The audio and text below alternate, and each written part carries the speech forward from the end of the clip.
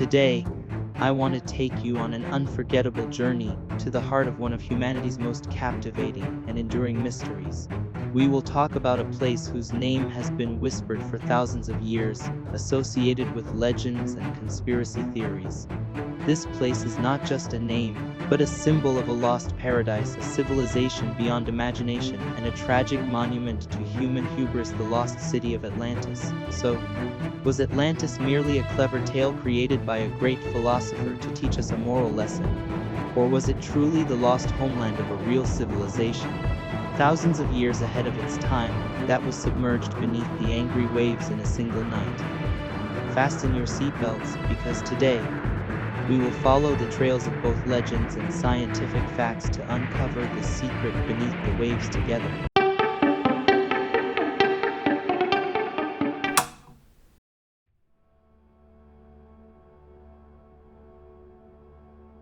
The entire story begins with the ancient Greek philosopher Plato, who lived approximately 400 years ago, and is one of the cornerstones of Western thought. In his most famous works, the dialogues Timaeus and Critias, Plato mentions a place that had never been heard of before, Atlantis.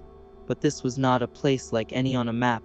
According to Plato's description, Atlantis was a massive island empire located just beyond the Pillars of Hercules, what we know today as the Strait of Gibraltar, and was larger than Libya and Asia combined. This civilization was a gift from the gods, ruled by kings who were descendants of the sea god Poseidon. Its capital was an architectural marvel made of concentric circular water channels and land masses. Its temples glittered with silver and gold, and its people lived in prosperity. They were known for their powerful navies and advanced engineering knowledge. However, Plato explains that over time, this immense power and wealth corrupted the souls of the Atlanteans. They forgot their divine nature, became corrupt, lost their moral values, and were consumed by an insatiable greed. This hubris drove them to seek to conquer all of the Mediterranean and beyond. It was this arrogance that drew the wrath of the gods upon them. According to Plato's account, in a single day and night of misfortune, the magnificent island of Atlantis sank into the depths of the ocean, wiped from the map forever. So did Plato write this as a genuine history lesson? The vast majority of today's historians and philosophers see Plato's Atlantis as a powerful allegory, a symbolic story that he used to glorify the virtues of his ideal state, Athens, and to demonstrate the catastrophe a society faces when it succumbs to arrogance, greed, and moral decay. But this interpretation has never prevented the legend of Atlantis from captivating our imaginations for thousands of years and fueling the hope that it was a real place that would one day be found.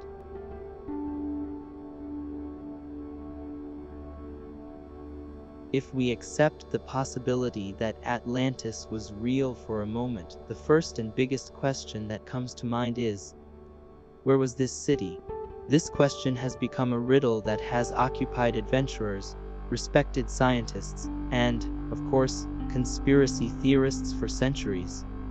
Let's dive into the waters of the most popular theories together.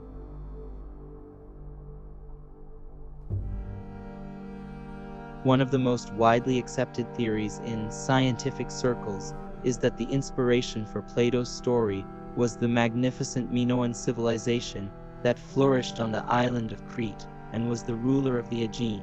The Minoans were an incredibly advanced seafaring civilization that was shaken around 1600 BCE by a massive volcanic eruption on the island of Thera, which we now know as Santorini. This eruption was one of the largest natural disasters in history, and the giant tsunamis, ash that covered the sky, and climatic changes it caused may have led to the collapse of the Minoan civilization. Many researchers believe that Plato may have taken the memory of this real and traumatic disaster, passed down through generations, and transformed it into the perfect setting for his philosophical narrative.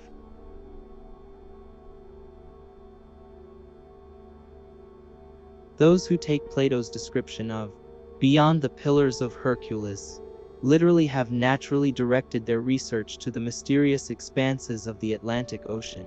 Places like the Azores, the Canary Islands, Madeira, and even the Bermuda Triangle, frequently mentioned in popular culture, have been put forward as potential locations, with the speculation that they could be the remains of a sunken continent. In recent years, one of the most exciting claims came from the shores of Doina National Park in southern Spain. As a result of satellite images and radar scans, it was claimed that circular structures matching Plato's description and evidence of destruction by a major tsunami were found under layers of mud.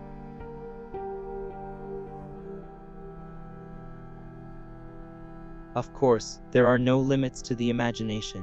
One of the most interesting theories suggests that Atlantis is actually hidden in Antarctica.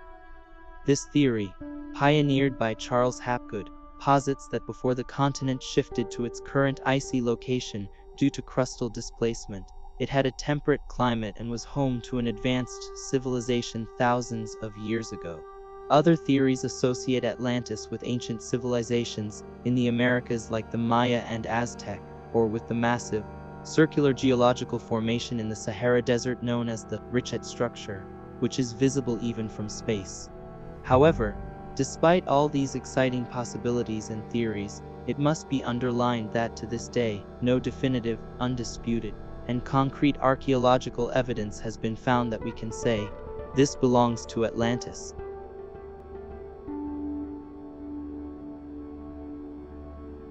Plato's story largely remained an intellectual curiosity for centuries after the ancient world. That is, until the idea of lost civilizations was rekindled in the 1500s with the discovery of new continents by European explorers. A turning point came particularly in the late 1800s, when Heinrich Schliemann actually found the legendary city of Troy, described in Homer's epics. People began to think, if Troy isn't a myth, why shouldn't Atlantis be? It was in this atmosphere that a theosophist, a writer interested in spiritual and mysterious teachings, named William Scott Elliot appeared on the scene. Scott Elliot claimed to have received information from the spiritual realm through mediums and wrote a book titled The Story of Atlantis and the Lost Lemuria. The Atlantis he described was much more fantastic and detailed than Plato's, a super race with millions of inhabitants, flying vehicles powered by an energy he called vril, incredible psychic powers, and the ability to draw energy from different dimensions. According to Scott Elliot, this civilization was submerged by a great flood. However, it is at this very point that the story lost its innocence and took a dark turn. Scott Elliot claimed that the superior Atlanteans who managed to escape the flood and spread civilization throughout the world were the Aryan race.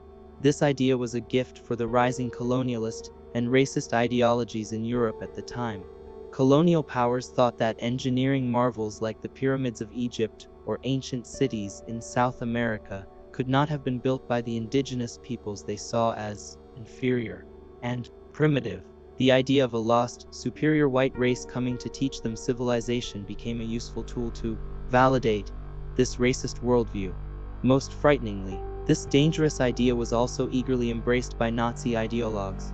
Figures like Heinrich Himmler used the Atlantis legend as a basis for their own perverted and superior race philosophy, casting a dark shadow over this beautiful and mysterious legend that will never be erased.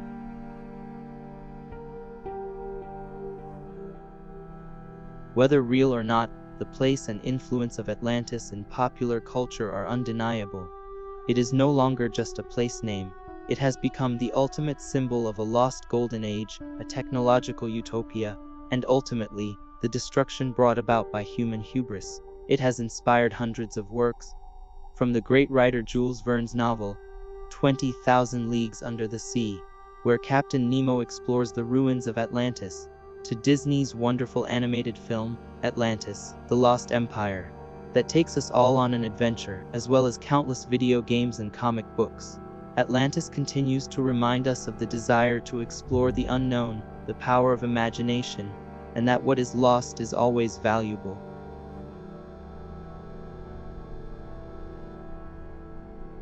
So, where do we end up at the end of this long journey into the depths of the ocean? Scientifically and archaeologically speaking, there is no concrete, tangible evidence for the existence of Atlantis that we can say, here is the proof. Plato's story is, most likely, just a philosophical fable with lessons, a thought experiment. But perhaps the real question we should ask ourselves is, why do we want to believe in this legend so passionately, even in the 21st century?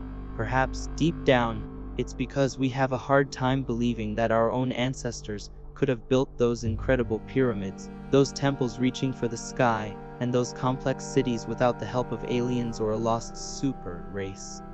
Perhaps the legend of Atlantis is, without us realizing it, a reflection of humanity underestimating its own magnificent potential. What do you think about this?